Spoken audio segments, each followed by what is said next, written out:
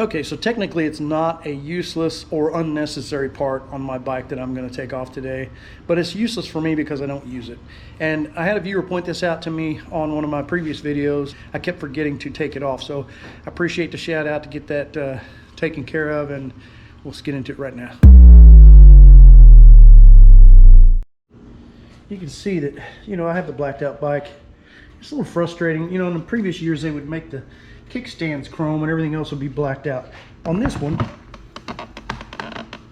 they left that chrome, which is just a little mount for the seat strap. It's held on by one bolt. I'm going to pull that off today and get rid of it. Another item they left chrome are these right here. Saddlebag latches. Those have been changed out already. I don't know why they put that stuff on their chrome, but anyway, I'm going to take these two little seat strap mounts off and get rid of them. Okay, so this is just held on by this little 3/8 bolt right here. I've already cracked it loose with the ratchet, so I'm just going to finish taking that little bolt out. Again, if you're using your seat strap, you wouldn't want to do this, but I am not, so I'm taking it off. See there?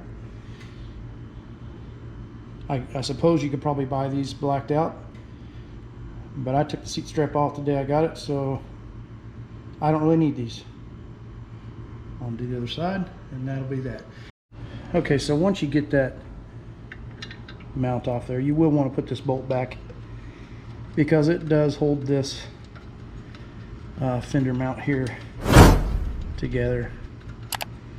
Looks like it attaches to the frame or something under there. Yeah, so we're going to put that back in, tighten that back down, and leave that in there. Like I said, that does mount that bracket to the frame, so we'll leave it. Another quick thing I want to show you while we're in here is a cool way to mount your battery tender cable.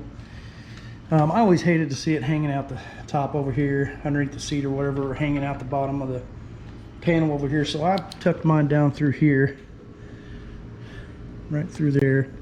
There's a hole right up in there, and you can see the cable going. Maybe not. Anyway, the cable's right there. You can see it sticking out right through there. And if you look under here, you can see it. See it hanging out right there behind the engine? That keeps it nice and concealed. Keeps it safe from water. Keeps it safe from, it's not too close to the engine where it won't get too hot. And it's out of the way. So I like that better than having a wire hanging out on the side of the bike. And I don't run this on a tender very often unless I'm going to be letting it sit for a long period. Anyway, so that's it. Just a quick little video to show you that those chrome parts can be taken off if you don't want them. And I'm sure you can probably buy a blacked out replacement if you need it, if you're using the seat strap.